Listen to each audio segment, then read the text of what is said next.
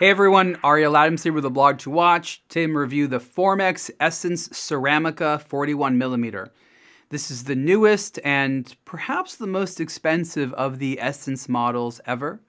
It's sort of done as a loose celebration of the 25th anniversary of the Formex brand. But the Formex brand as it is today is under new leadership than the original Formex brand. It sort of had two ownership phases, and the current ownership phase is quite different. There's very little of the original Formex, which is still made today. In fact, one of the only things which is still done is their shock-resistant case. The Essence came out as part of the second ownership phase, but they maintained this little case that's on shock absorber. So the inner case and outer case are connected by the spring system, and the idea is that if your wrist is subject to shock or ongoing vibration, this will help mitigate the shock that goes to the movement. That's a good idea because that can either damage the movement or make it less accurate. My understanding is it does work quite well, and I think it's great that on the ceramic model, Formex decided to maintain all these bits and features. In fact, the ceramic watch is just as durable in a lot of ways as the steel versions. Most of the Essence watches are in steel. The Essence Ceramica is very different because of the price point. You have a roughly $1,500 entry level for the Essence in steel. This watch costs over $4,000. And so while it is the Essence, there's a different customer altogether who's buying it. I don't know there's a lot of people who are buying the steel who can afford the more expensive ceramic model. So I think that's the most important thing to discuss about the Ceramica is that it's fundamentally reaching a different consumer. And in the review, I talk about the open question, which I don't know.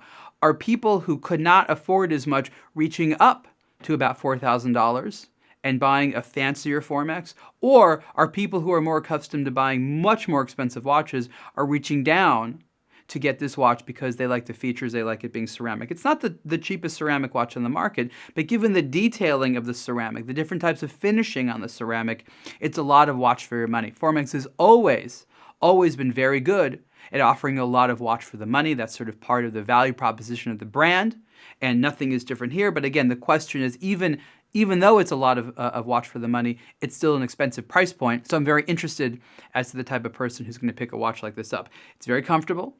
The Essence case has been made in a few different sizes, 39 millimeters wide, 43 millimeters wide. This is the middle one at 41 millimeters wide, which I think is a great medium for a wrist of my size. But again, there's various options. Right now, the Ceramica is only made in the 41 millimeter size. There's 4 different versions of the watch. This is the GT. It has the sort of gold-toned hour markers and hands with lume paint in the middle. The other ones have different colors like purple or blue. This is probably the most legible. I don't know why the GT costs a little bit more, but not by much, by like $100. Maybe it has something to do with the hour markers and hands. I don't know, but this is the one I would prefer, just given overall how legible it is, because the gold color, when combined with some of this white and black, it contrasts really, really well. So that's an interesting part of this watch, that it is skeletonized, but also quite legible. That's not something you tend to say in the same sentence. It's skeletonized but legible. Usually if it's skeletonized, you have a lot of drawbacks, harder to see the hands. If there are hour markers, maybe more difficult to see. Formex really wanted to make a skeletonized watch that you could read with the Essence Ceramica, and that's essentially what they did. But I anticipate future versions of the Essence Ceramica probably will have solid dials. One thing this dial is missing is the Formex name. It's not the only sterile watch dial on the market. There's plenty of them nowadays, entire brands that do it for the most part. But you'd have to look at the back of the watch in order to find the Formex name. The only text on the dial is Swiss made and chronometer. The movement, speaking of chronometer, is the skeletonized version of the Sellita SW200 automatic. It's a 4 hertz movement with about 2 days of power reserve. It's a great workhorse. Typically, movements like this don't look that good in skeletonized form.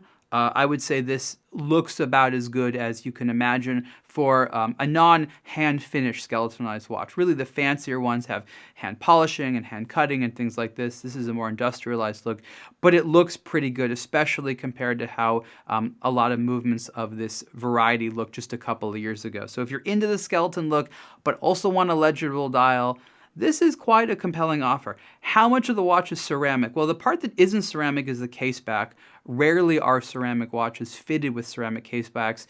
There's a lot of reasons for that. Most of it is water resistance. So it's a black colored titanium case back. You have the 100 meters of water resistance. I think that's a good trade-off. I'd rather have that durability and water resistance rather than having a totally ceramic case. But an interesting ceramic thing is the deployant clasp.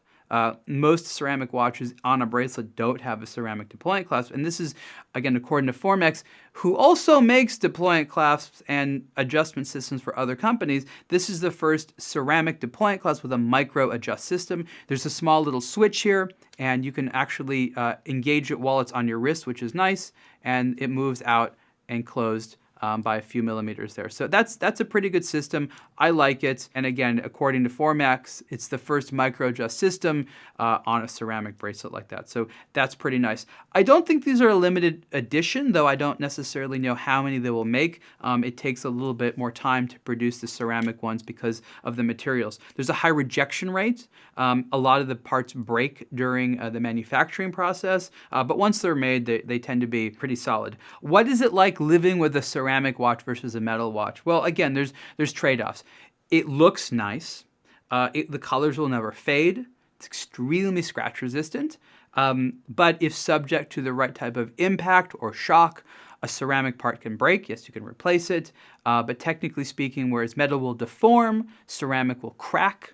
And that's, of course, something that will lead to damage that you have to fix. But for the most part, if you aren't going to do crazy high impact things where you're hitting the watch or dropping it, a ceramic watch is gonna be fantastic, and it wears well over time because of the fact that it's not going to develop scratches, color's not going to fade. So there's arguments out there about how wise it is to wear sort of an all ceramic watch. I'm a fan, though there are some people who are particularly non-delicate with their timepieces where it can be an issue. The Formex Essence Ceramica 41mm watch is slightly more expensive, as I said, in this GT form, so this is the price for it. It's going to be a little bit less. For the other models, it's $4,390, and you can see the full review of the Formex Essence Ceramica 41mm, the brand's 25th anniversary watch, on ablog2watch.com. Thanks.